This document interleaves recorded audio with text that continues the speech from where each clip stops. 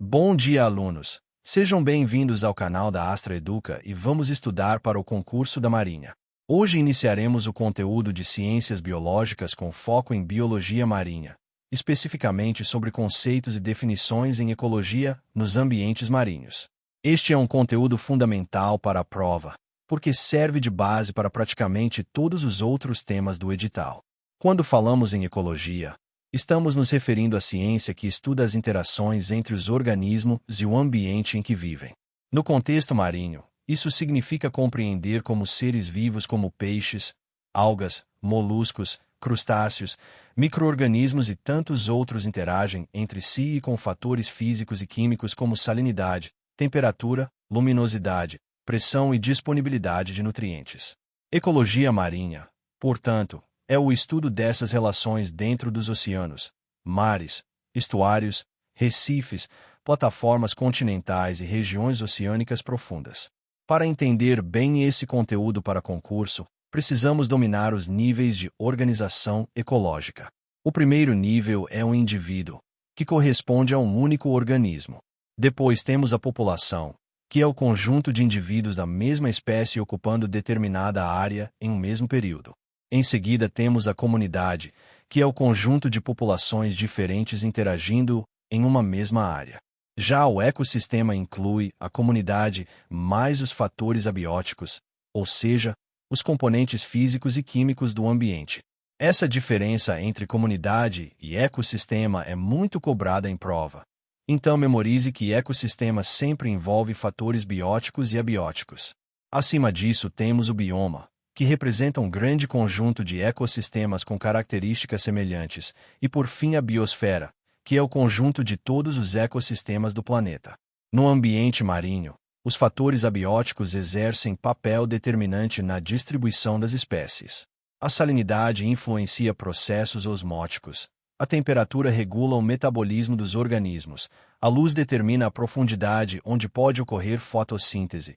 E a pressão aumenta progressivamente com a profundidade, exigindo adaptações específicas. A região onde a luz solar penetra de forma suficiente para permitir fotossíntese é chamada de zona eufótica. Abaixo dela encontramos zonas com pouca ou nenhuma luz, o que limita drasticamente a produção primária. A produtividade primária é outro conceito essencial.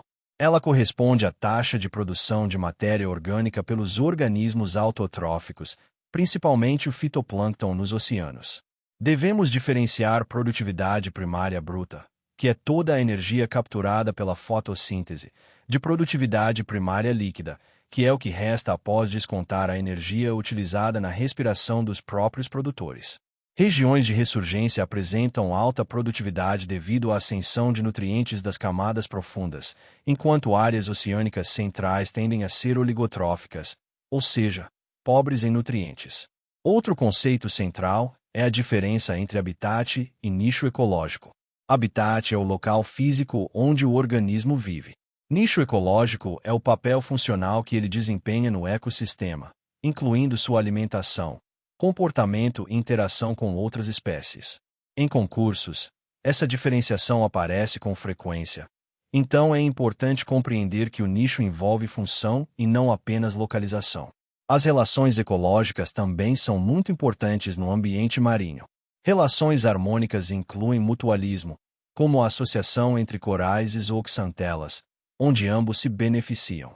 Já as relações desarmônicas incluem predação, parasitismo e competição.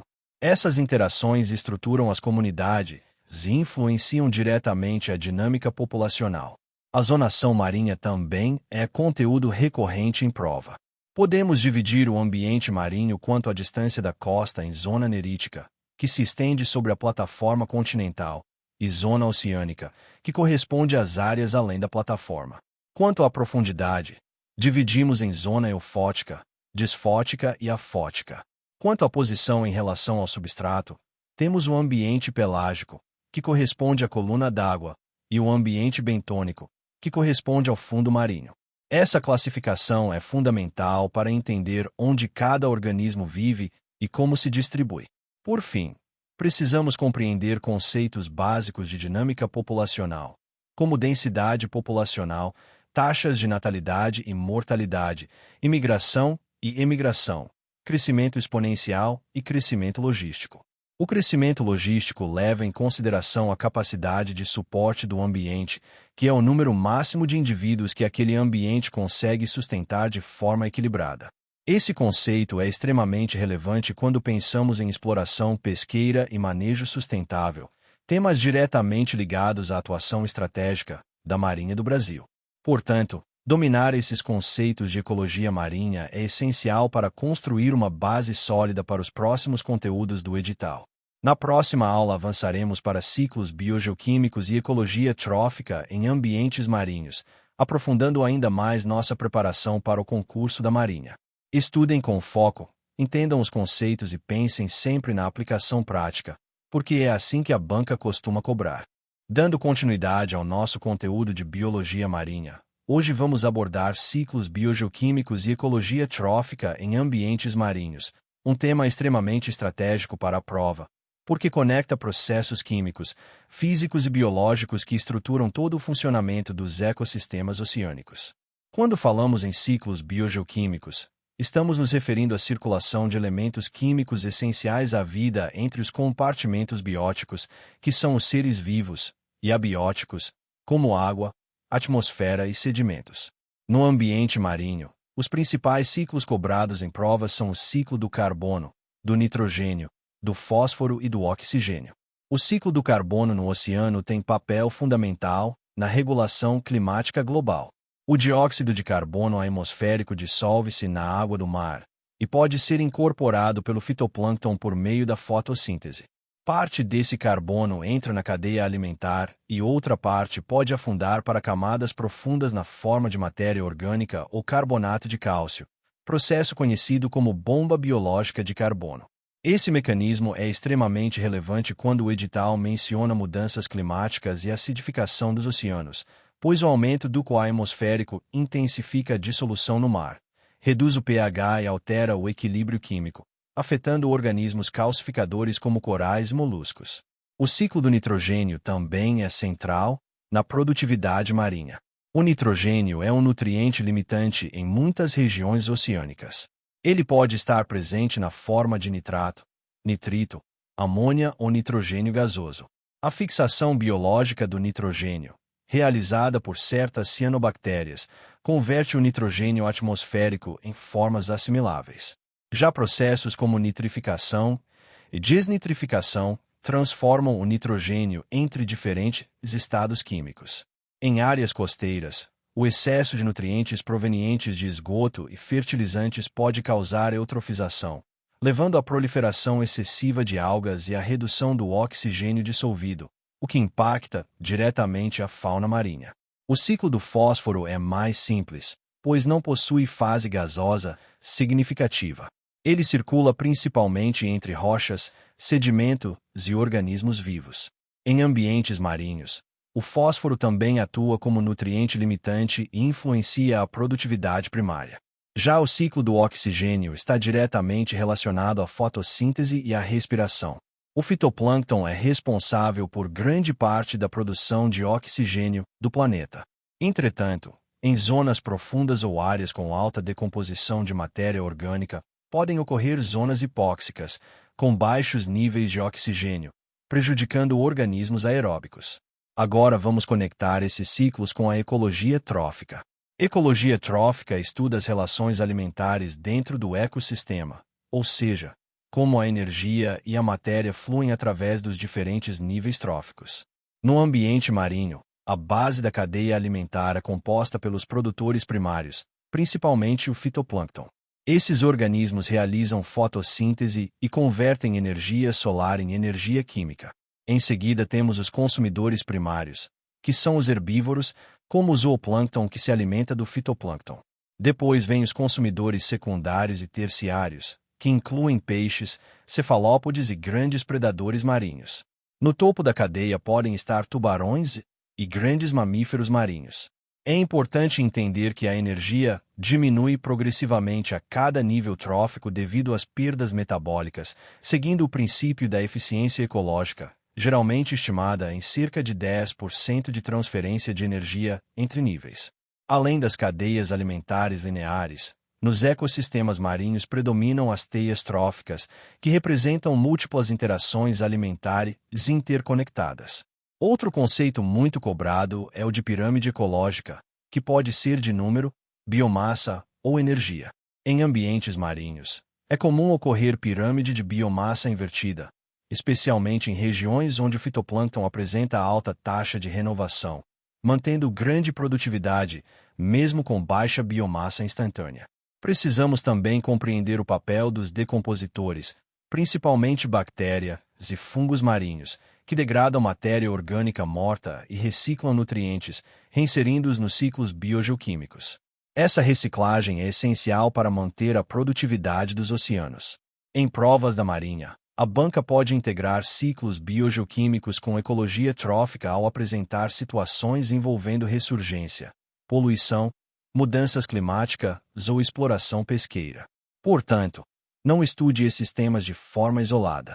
Entenda que os ciclos fornecem nutrientes que sustentam a produção primária, que por sua vez sustenta os níveis tróficos superiores. Qualquer alteração nesses ciclos impacta toda a estrutura da teia alimentar. Dominar essa lógica sistêmica é o que diferencia o candidato que apenas decorou do candidato que realmente compreendeu o funcionamento dos ecossistemas marinhos. Na próxima aula avançaremos para a alça microbiana marinha, aprofundando ainda mais nossa preparação para o concurso da Marinha. Estudem com estratégia e foco total na aprovação. Dando continuidade ao nosso conteúdo de biologia marinha, hoje vamos abordar um tema extremamente importante e que costuma diferenciar candidatos bem preparados na prova: a alça microbiana marinha, também conhecida como microbial loop. Esse é um conceito central para entender como a energia e os nutrientes circulam nos ecossistemas oceânicos, especialmente em ambientes oligotróficos, que são pobres em nutrientes. A alça microbiana marinha é um mecanismo de reciclagem de matéria orgânica dissolvida dentro da teia alimentar marinha. Tradicionalmente, aprendemos que a cadeia alimentar começa com o fitoplâncton, que realiza fotossíntese, depois passa para o zooplâncton e segue para níveis tróficos superiores como peixes e grandes predadores. No entanto, essa visão clássica não explicava adequadamente o destino de uma grande quantidade de matéria orgânica dissolvida presente na água do mar. É exatamente nesse ponto que entra a alça microbiana. Durante a fotossíntese, o fitoplâncton não transforma toda a matéria orgânica em biomassa particulada. Uma parte significativa é liberada como matéria orgânica dissolvida. Além disso, excreções, secreções, morte celular e decomposição também liberam compostos orgânicos dissolvidos na coluna d'água. Essa matéria orgânica dissolvida não é diretamente aproveitada pelo zooplâncton tradicional. Quem utiliza esse recurso são as bactérias heterotróficas marinhas. As bactérias absorvem essa matéria orgânica dissolvida e a convertem em biomassa bacteriana. Em seguida, essas bactérias passam a ser consumidas por protozoários, como flagelados e ciliados, que fazem parte do microzooplâncton. Esses protozoários, por sua vez, podem ser consumidos por organismos maiores, reintegrando a energia e os nutrientes à cadeia alimentar principal. Esse processo de reaproveitamento é o que chamamos de alça microbiana. Percebam que a alça microbiana não substitui a cadeia alimentar clássica, mas funciona como um mecanismo complementar, aumentando a eficiência do sistema ecológico marinho. Ela permite que a energia que estaria perdida na forma de matéria orgânica dissolvida seja reincorporada aos níveis tróficos superiores. Isso é especialmente importante em regiões oceânicas abertas, onde a produtividade primária é baixa e cada recurso precisa ser aproveitado ao máximo. Outro ponto fundamental é que a alça microbiana desempenha papel central na regeneração de nutrientes. Ao metabolizarem matéria orgânica, as bactérias liberam nutrientes inorgânicos, como amônia e fosfato, que podem ser reutilizados pelo fitoplâncton.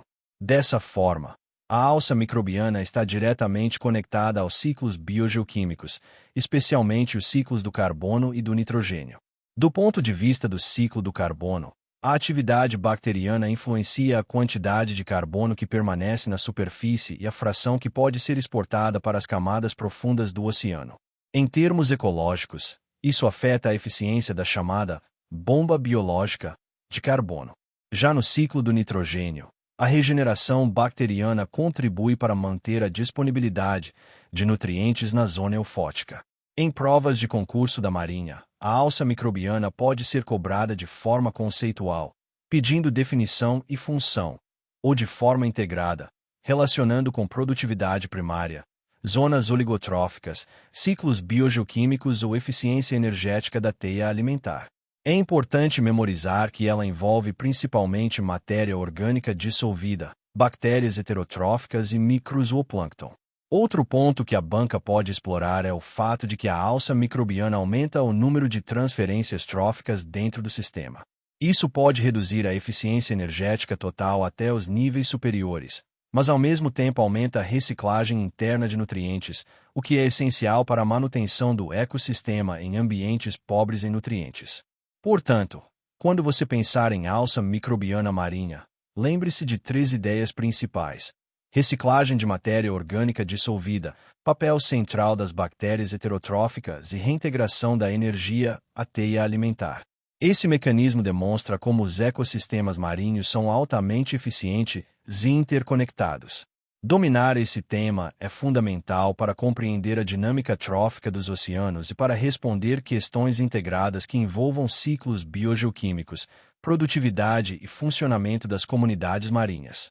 Na próxima aula avançaremos para técnicas de coleta e processamento de organismos marinhos, aproximando ainda mais nosso estudo da aplicação prática exigida pelo concurso da Marinha. Estudem com profundidade e mantenham o foco na aprovação. Agora vamos tratar de um tema extremamente importante e muito ligado à prática profissional dentro da área naval e oceanográfica: técnicas de coleta e processamento de organismos marinhos. Esse assunto costuma ser cobrado de forma aplicada, exigindo que o candidato conheça métodos, equipamentos e objetivos de cada técnica. Quando falamos em coleta de organismos marinhos, precisamos primeiro entender que os métodos variam de acordo com o tipo de comunidade estudada. Não se coleta plâncton da mesma forma que se coleta organismos bentônicos ou nectônicos. Portanto, a técnica sempre depende do habitat e do objetivo da pesquisa. Para organismos planctônicos, que vivem suspensos na coluna d'água e possuem baixa capacidade de locomoção, utiliza-se principalmente redes de plâncton. Essas redes possuem malhas de diferentes tamanhos, que determinam quais organismos serão retidos. O fitoplâncton geralmente exige malhas mais finas, enquanto o zooplâncton pode ser coletado com malhas um pouco maiores. A rede pode ser arrastada verticalmente ou horizontalmente, dependendo da profundidade de interesse.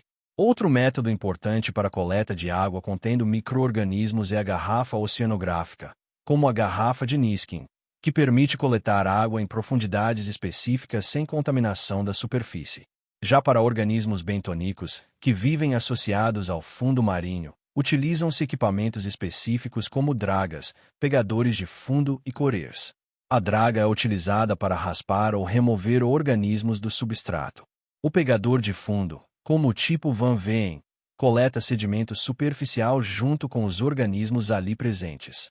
Já os testemunhadores, ou correios, retiram colunas de sedimento preservando sua estratificação, sendo muito usados para estudos ecológicos e ambientais.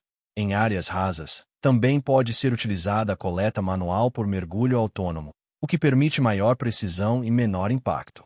Para organismos nectônicos, que possuem capacidade ativa de natação, como peixes e cefalópodes, utilizam-se redes de arrasto, espinhéis ou armadilhas específicas.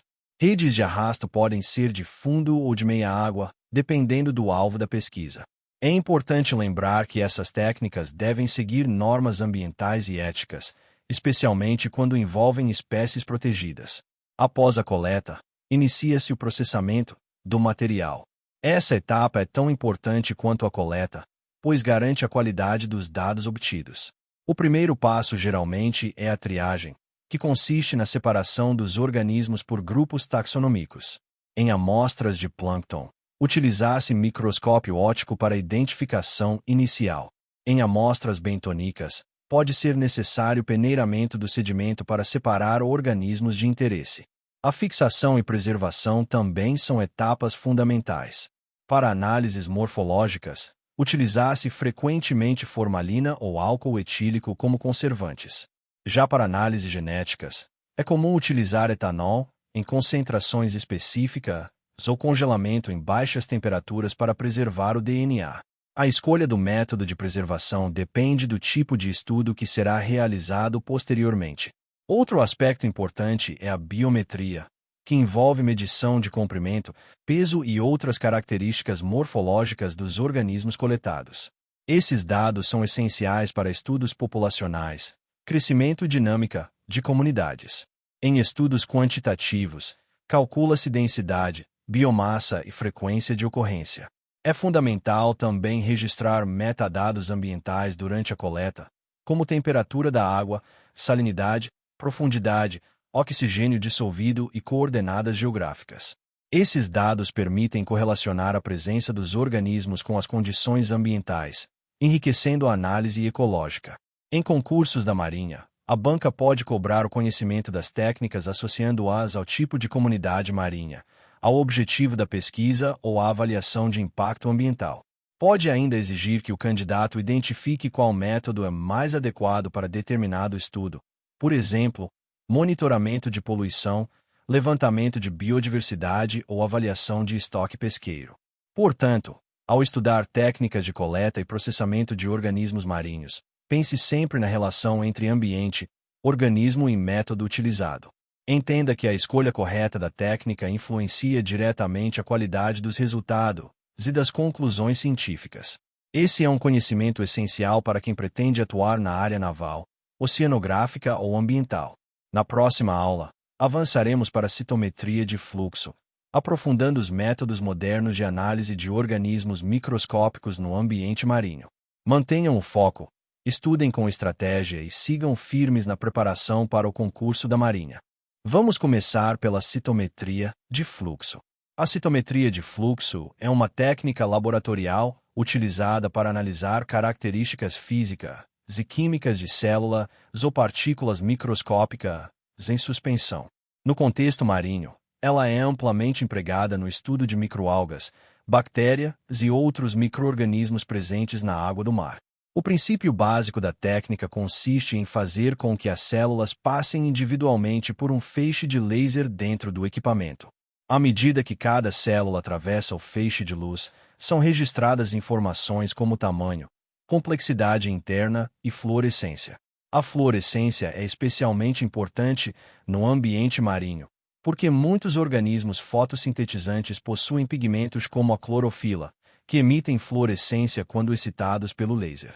Isso permite diferenciar, por exemplo, células autotróficas de células heterotróficas. Além disso, é possível utilizar corantes específicos que se ligam ao DNA ou a outras estruturas celulares, ampliando as possibilidades de análise. A grande vantagem da citometria de fluxo é a rapidez e a precisão. Ela permite contar milhares de células por segundo e gerar dados quantitativos confiáveis sobre abundância, distribuição e características populacionais. Em estudos oceanográficos, essa técnica é fundamental para avaliar produtividade primária, estrutura da comunidade microbiana, floração de microalgas e monitoramento ambiental. Em prova, a banca pode cobrar o conceito da técnica, seu princípio de funcionamento ou sua aplicação no estudo do fitoplâncton e das bactérias marinhas. Agora vamos avançar para a comunidade planctônica. O plâncton é o conjunto de organismos que vivem suspensos na coluna d'água e que possuem capacidade limitada de locomoção, sendo transportados predominantemente pelas correntes marinhas. É importante entender que plâncton não é um grupo taxonômico, mas sim uma categoria ecológica baseada no modo de vida. A comunidade planctônica pode ser dividida inicialmente em fitoplâncton e zooplâncton. O fitoplâncton é composto por organismos fotossintetizantes, como microalgas e cianobactérias. Eles são os principais produtores primários dos oceanos e formam a base da teia alimentar marinha. Já o zooplâncton é constituído por organismos heterotróficos, incluindo protozoários, pequenos crustáceos como copépodes e larvas de diversos animais marinhos. Outra classificação importante do plâncton é baseada no ciclo de vida. Temos o holoplâncton, que passa toda a vida na condição planctônica, e o meroplâncton, que é planctônico apenas em uma fase do ciclo de vida, geralmente na fase larval. Muitas espécies bentônicas e nectônicas possuem larvas planctônicas, o que é um ponto importante na dispersão e na dinâmica populacional das espécies marinhas. Do ponto de vista ecológico, a comunidade planctônica é extremamente sensível às variações ambientais, como temperatura, disponibilidade de nutrientes, luz e salinidade. Por isso, ela é frequentemente utilizada como indicador biológico de mudanças ambientais e impactos antrópicos. Florações de microalgas, por exemplo, podem estar associadas ao aumento de nutrientes na água, fenômeno conhecido como eutrofização. Em termos tróficos, o fitoplâncton converte energia solar em matéria orgânica, sustentando o zooplâncton, que por sua vez serve de alimento para organismos maiores, conectando-se aos níveis superiores da cadeia alimentar. Alterações na estrutura da comunidade planctônica podem repercutir em toda a teia trófica marinha. Em concursos da Marinha, a banca pode cobrar definição de plâncton, diferenciação entre fitoplâncton e zooplâncton, distinção entre holoplâncton e meroplâncton, além de relacionar a comunidade planctônica com produtividade primária, ciclos biogeoquímicos e técnicas de análise como a citometria de fluxo. Portanto, é essencial compreender não apenas os conceitos isolados, mas a integração entre técnica de estudo e funcionamento ecológico. Dominar citometria de fluxo e comunidade planctônica significa entender como estudamos os organismos microscópicos marinhos e qual o papel deles na manutenção da vida nos oceanos. Esses temas são fundamentais para quem busca uma preparação sólida e estratégica para o concurso da Marinha. Vamos abordar comunidade bentônica, comunidade nectônica, identificação dos principais grupos de macroalgas e invertebrados marinhos, microalgas tóxicas, produtos naturais de organismos marinhos, coleções científicas e curadoria, além de distribuição e biogeografia com foco nas principais regiões biogeográficas. Começando pela comunidade bentônica. A comunidade bentônica é o conjunto de organismos que vivem associados ao fundo marinho, seja sobre o substrato, seja enterrados nele. O termo bentos refere-se exatamente a essa vida ligada ao fundo. Esses organismos podem estar presentes em ambientes rasos costeiros, como manguezais e recifes, ou em regiões profundas abissais. A comunidade bentônica pode ser classificada de acordo com o tamanho dos organismos. Temos o macrobentos, visível a olho nu, como moluscos, equinodermos e crustáceos maiores. O meiobentos inclui organismos microscópicos ou de pequeno porte que vivem entre os grãos de sedimento. Já o microbentos é composto por bactérias, microalgas e outros micro-organismos. Do ponto de vista ecológico, a comunidade bentônica desempenha papel fundamental na ciclagem de nutrientes, na bioturbação do sedimento e na estruturação de habitats, como ocorre nos recifes de coral. Em prova, é essencial lembrar que o bentos está associado ao substrato e que sua distribuição depende de fatores como tipo de sedimento, profundidade, oxigenação e hidrodinamismo. Agora avançando para a comunidade nectônica. O nécton corresponde ao conjunto de organismos que possuem capacidade ativa de locomoção e conseguem vencer as correntes marinhas. Diferentemente do plâncton, que deriva com as correntes, o nécton tem natação eficiente. Exemplos clássicos incluem peixes, lulas, tartarugas marinhas e mamíferos marinhos. A comunidade nectônica ocupa diferentes profundidades e pode realizar migrações verticais ou horizontais. Do ponto de vista trófico, muitos organismos nectônicos ocupam níveis elevados da cadeia alimentar, atuando como predadores. Em provas, a diferenciação entre plâncton, bentos e nécton é muito cobrada, então fixem bem. Bentos vive no fundo, plâncton deriva na coluna d'água e nécton nada ativamente. Seguindo para a identificação dos principais grupos de macroalgas marinhas. As macroalgas são algas multicelulares visíveis a olho nu e são tradicionalmente divididas em 3 grandes grupos com base nos pigmentos e características celulares. As algas verdes pertencem ao grupo Schlorofita, possuem clorofilas A e B e são comuns em regiões costeiras rasas. As algas pardas pertencem ao grupo Phaeophyceae. apresentam fucoxantina como pigmento acessório e incluem grandes representantes como os kelps. As algas vermelhas pertencem ao grupo Rhodophyta, possuem ficobilinas como pigmento acessório e são muito abundantes em ambientes recifais. Em provas, a banca pode associar pigmentação, profundidade de ocorrência e importância ecológica desses grupos. Em relação aos principais grupos de invertebrados marinhos, é fundamental reconhecer filos como Porifera, que são as esponjas e possuem corpo poroso e sistema aquífero. Cnidaria, que inclui águas vivas e corais e apresenta células urticantes chamadas cnidócitos. Molusca, que abrange bivalves, gastrópodes e cefalópodes.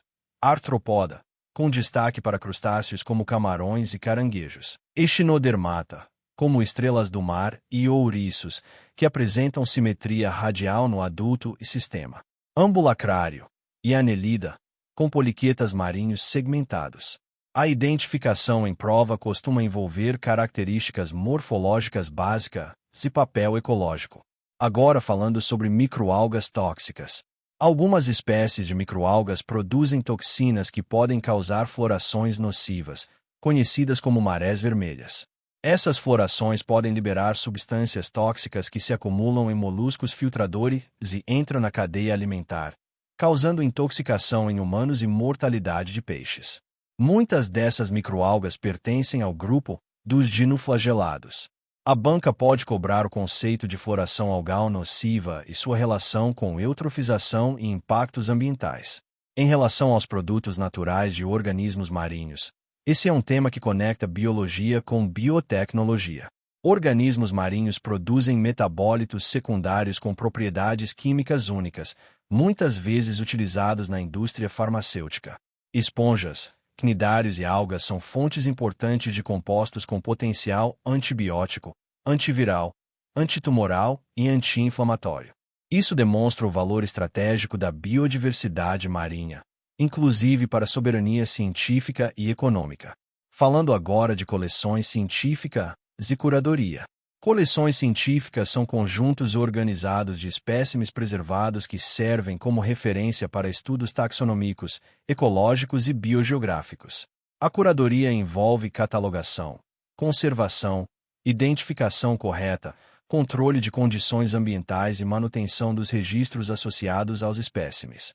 Essas coleções são fundamentais para monitoramento da biodiversidade, descrição de novas espécies e estudos comparativos ao longo do tempo.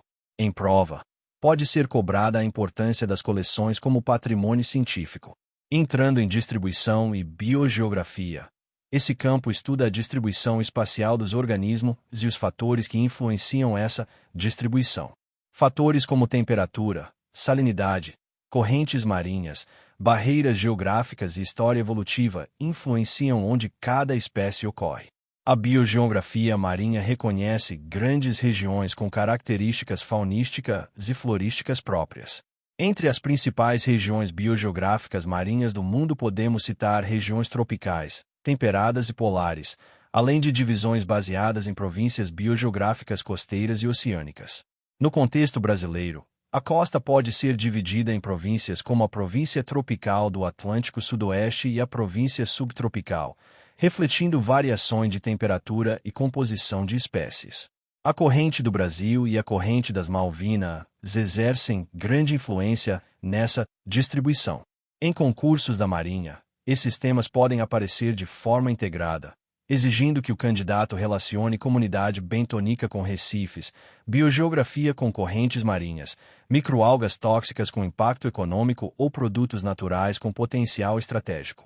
O segredo é compreender a conexão entre biodiversidade, distribuição e funcionamento ecológico. Dominar esse bloco significa ter uma visão ampla e integrada da ecologia e da diversidade marinha, exatamente como a banca espera de um candidato preparado.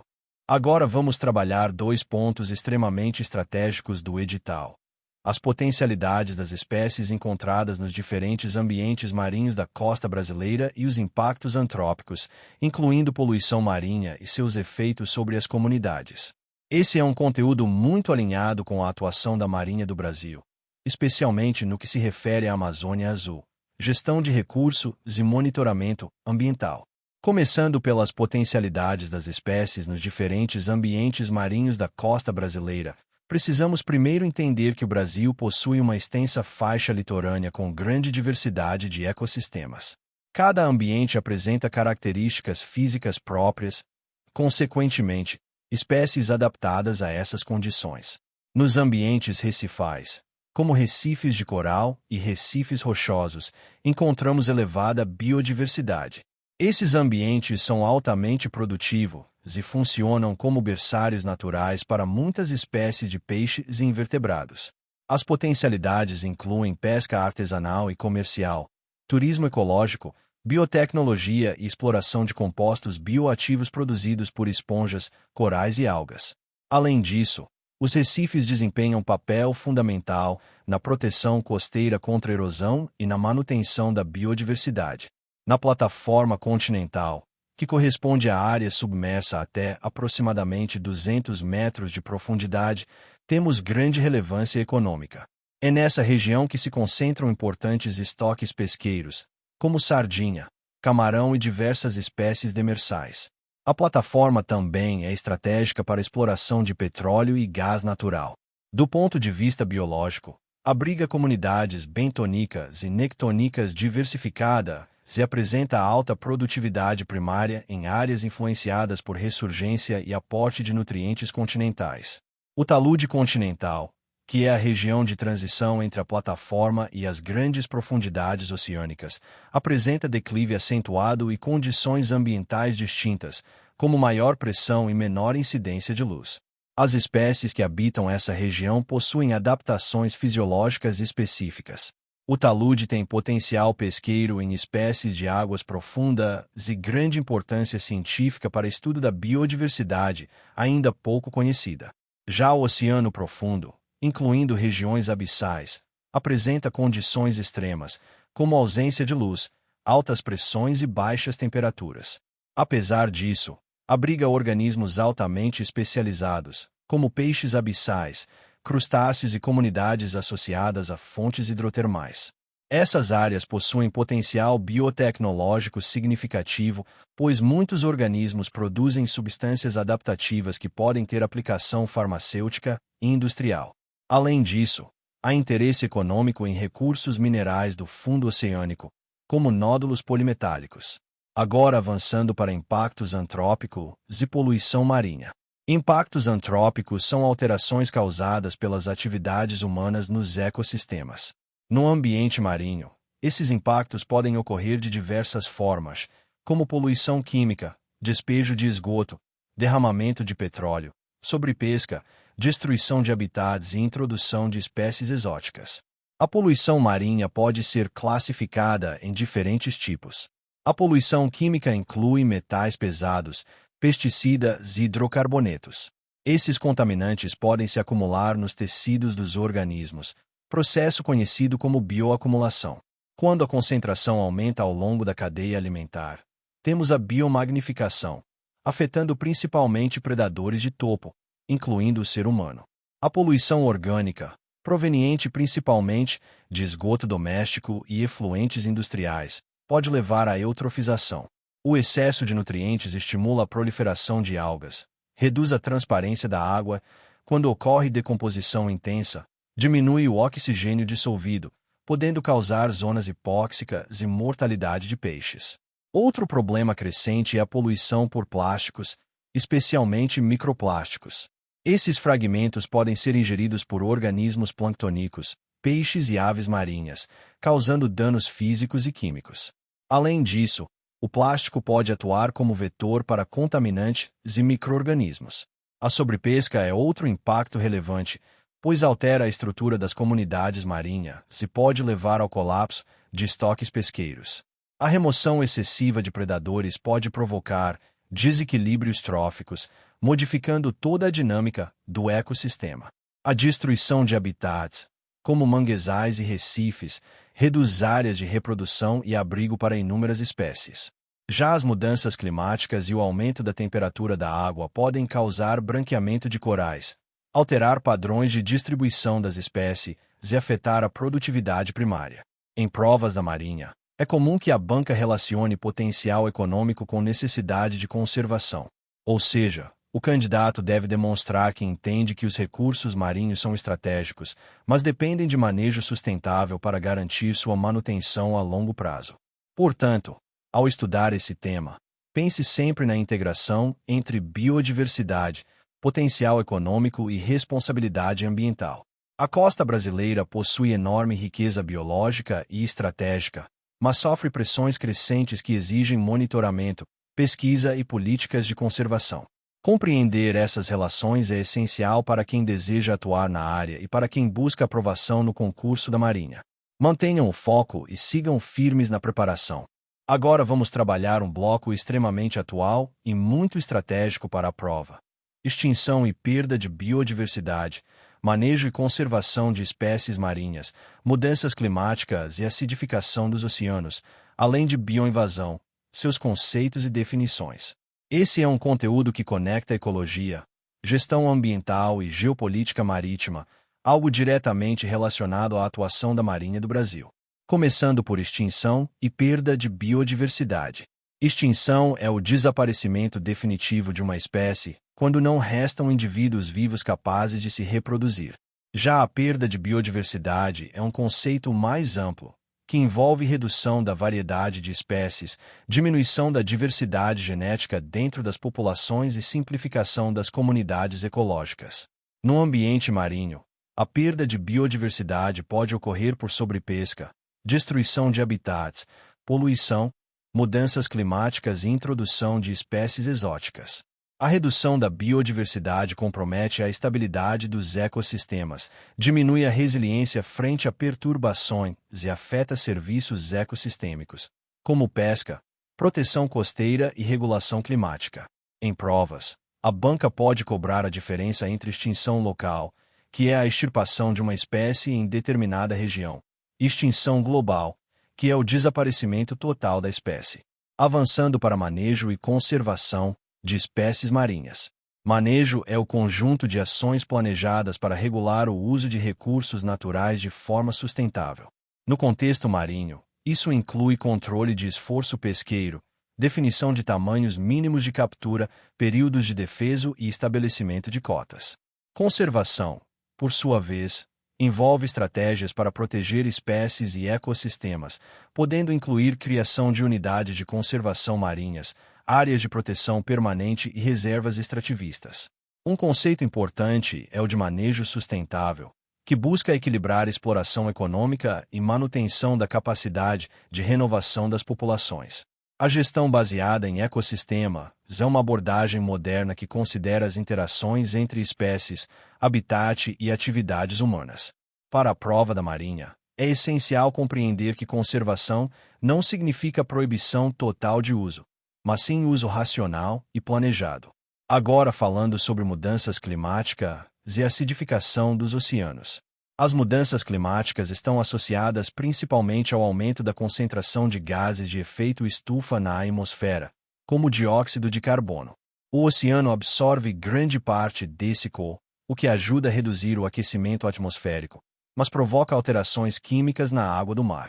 Quando o CO se dissolve na água, forma ácido carbônico, reduzindo o pH do oceano. Esse processo é chamado de acidificação dos oceanos. A redução do pH afeta principalmente organismos calcificadores, como corais, moluscos e alguns tipos de plâncton, porque dificulta a formação de estruturas de carbonato de cálcio. Além disso, o aumento da temperatura da água pode causar branqueamento de corais, alterar padrões de distribuição de espécies e intensificar eventos extremos. Em provas, a banca pode relacionar mudanças climáticas com impacto na produtividade primária, redistribuição biogeográfica e risco de extinção. Por fim, vamos tratar de bioinvasão. Bioinvasão é o processo pelo qual uma espécie exótica, ou seja, não nativa de determinada região, é introduzida e consegue se estabelecer, reproduzir e se dispersar, causando impactos ecológicos, econômicos ou sociais. No ambiente marinho, a introdução de espécies exóticas ocorre frequentemente por meio da água de lastro de navios, incrustações em cascos e transporte acidental em estruturas flutuantes. Nem toda espécie exótica se torna invasora, mas quando a ausência de predadores naturais e condições ambientais favoráveis, pode ocorrer expansão populacional descontrolada. Espécies invasoras podem competir com espécies nativas, alterar habitats, transmitir doenças e modificar cadeias alimentares. O conceito-chave é que bioinvasão envolve estabelecimento e impacto. Em prova, é comum cobrar a diferença entre espécie exótica e espécie invasora, sendo que a invasora necessariamente causa impacto negativo. Percebam que todos esses temas estão interligados. A perda de biodiversidade pode ser agravada por mudanças climáticas e bioinvasão. O manejo e a conservação são estratégias para reduzir esses impactos e manter a funcionalidade dos ecossistemas. A Marinha do Brasil atua em monitoramento ambiental, fiscalização e proteção da chamada Amazônia Azul, o que torna esse conteúdo não apenas teórico, mas também estratégico. Para a prova, estudem sempre relacionando conceitos, causas e consequências. Entendam os processos e pensem na aplicação prática. Esse é o diferencial de quem busca uma preparação sólida e consistente. Na próxima aula continuaremos avançando nos últimos tópicos do edital de Biologia Marinha. Mantenham o foco e sigam firmes rumo à aprovação. Agora vamos abordar controle e prevenção da bioinvasão, bioincrustação com seus conceitos e definições, e os principais modelos e processos envolvidos na bioincrustação. Este é um conteúdo altamente estratégico, porque está diretamente ligado à atividade naval, ao transporte marítimo e à gestão ambiental costeira. Começando pelo controle e prevenção da bioinvasão. Como vimos anteriormente, bioinvasão ocorre quando uma espécie exótica consegue se estabelecer, se reproduzir e causar impactos em um novo ambiente. No contexto marinho, a principal via de introdução de espécies exóticas é o transporte marítimo, especialmente por meio da água de lastro dos navios e da incrustação em cascos e estruturas submersas. Portanto, o controle da bioinvasão envolve principalmente medidas preventivas. Uma das principais estratégias é o gerenciamento da água de lastro. Navios que coletam água em um porto podem transportar organismos planctônicos e liberá-los em outro local. Para reduzir esse risco, existem normas internacionais que determinam a troca de água de lastro em alto mar ou o uso de sistemas de tratamento que eliminem organismos antes da descarga. Outra medida importante é a inspeção e limpeza periódica de cascos de embarcações e plataformas, reduzindo a possibilidade de transporte de organismos incrustantes. Além disso, programas de monitoramento ambiental são fundamentais para detectar precocemente a presença de espécies exóticas. A identificação rápida permite ações de contenção antes que a espécie se espalhe. Em alguns casos, podem ser utilizadas medidas de erradicação ou controle populacional, embora isso seja mais difícil em ambientes marinhos abertos. A prevenção é sempre mais eficaz e menos custosa do que o controle após o estabelecimento. Agora avançando para a bioincrustação. Bioincrustação é o processo pelo qual organismos marinhos se fixam e crescem sobre superfícies submersas, naturais ou artificiais. Essas superfícies podem incluir rochas, conchas, cascos de navios, pires, plataformas de petróleo e tubulações. A bioincrustação é um fenômeno natural, mas torna-se um problema quando ocorre em estruturas artificiais, pois pode aumentar o peso, a resistência ao deslocamento, o consumo de combustível e os custos de manutenção.